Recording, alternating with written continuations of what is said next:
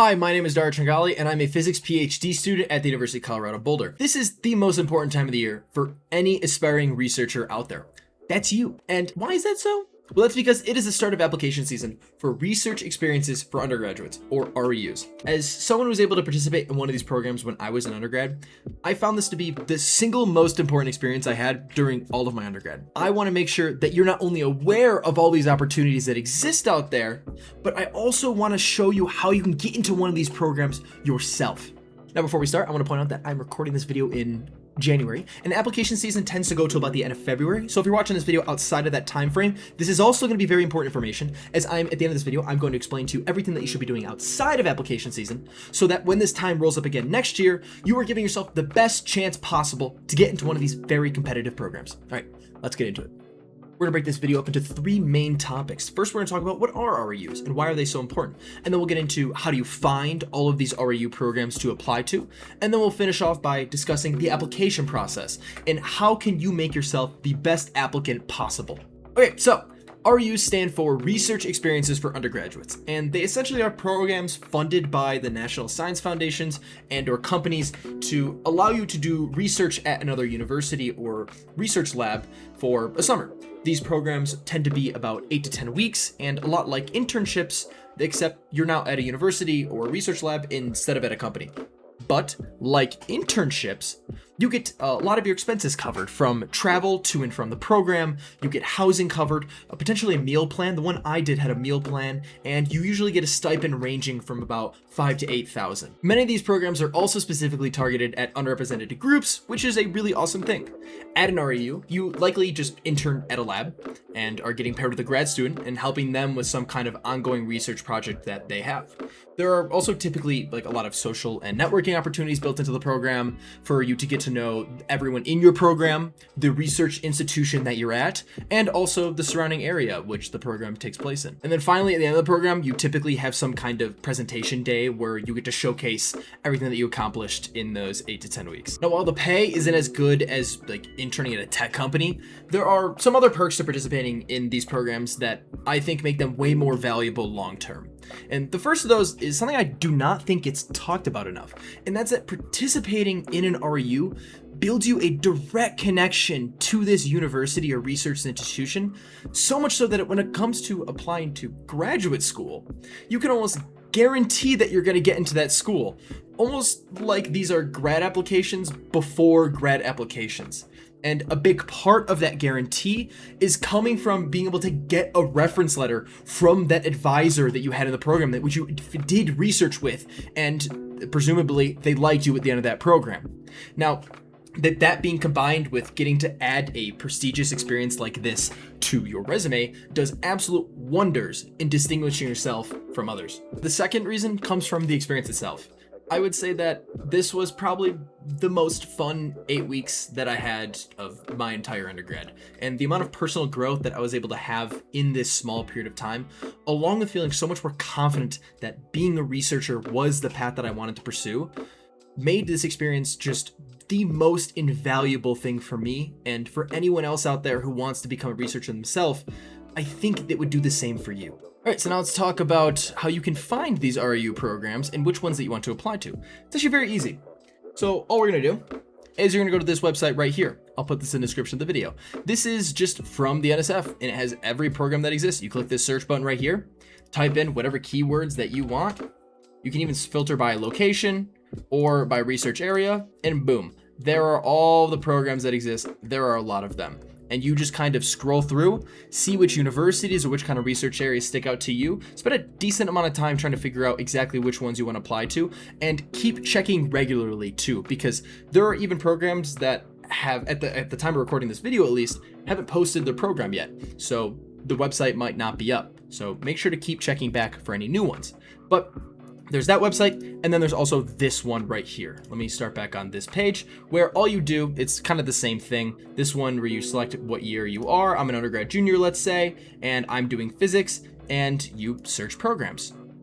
And once again, here you go. I like to have both these websites available because The NSF one is going to be purely NSF funded programs, but a lot of these ones on this website also include programs that maybe are funded by companies. Like for example, the one that I did at USC was funded by Amazon. So that would have been one that maybe wouldn't have shown up on the NSF website, but would have shown up on this website. So that's why I also like this Pathways to Science website. Okay, so now let's go back to the NSF website. And funny enough that one at the top here was the one at my university, CU Boulder. So let's actually click on that one and go over what one of these pages look like. So on the page, you're just gonna get general information about most of these programs, and let's look at the program details. And this is a big section right here, is the eligibility, who can apply to these REU programs. Well, for the most part, a lot of these programs are gonna be purely for US citizens or permanent residents. Now, I know that there are these programs for international students. In my program, there were people who are international students, but they come from a different funding source, and I'm not fully aware of a centralized location for international students. So if anyone knows one, please put that in the comments. But the other criteria for eligibility is that you have to have at least completed 1 year, so you don't want to be a freshman anymore. And when the program's done, you have to be able to go back to university for at least one more semester. So you can't finish your senior year and then do the program after you already get your degree. Okay, so now let's talk about what goes into these applications and how can you make yourself the best applicant possible. So actually gonna go back to this CU application because I think this is a really good generalized application for what many of these will look like. In an application, you're generally gonna wanna submit your unofficial transcript, you're gonna have some kind of personal statement that you write, and you're gonna need letters of recommendation. Let's talk about the importance of each one real quick. For the unofficial transcript, this is just simply so they know what your GPA is, and they know that like if you're applying to a physics program, that you have some kind of relevant coursework in physics and you're not coming from a completely different background. The personal statement is, I would say, the second most important part of an application. This is an opportunity for you to talk about your current experiences and why you're interested in their program. I'll actually go over the one that I used for my USC program, the one that I got into and I ended up accepting the offer for in a minute.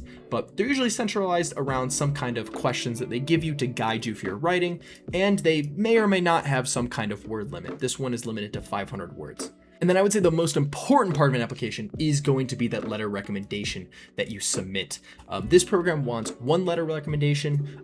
I've actually found that most want 2, so keep that in mind, but it varies by the program. So now, as I promised, I would show you the application that I submitted for the program that I took at the University of Southern California. So let's look at that. Boom, there it is. Go ahead, give it a good read. This is the personal statement that I submitted to this program. And I would it's your writing in the end, but I would basically say it's kind of broken up into 3 main chunks. An introduction of me and like what I'm studying, what I'm interested in, and then a middle section where it's kind of this meat of my short and long-term career goals and what kind of research I want to do. And then I end with this statement that's specifically directed at the program, and I call out that program directly and say why I want to be a part of that program. Just like in this application for my University CU Boulder right now, you're going to centralize your application around whatever questions that they ask. And there's one other main point that I want to give off that is important when writing this application. It's that it really matters in the quality of the writing you have. It's not even exactly what you put in it, it's the quality. Because being a good scientist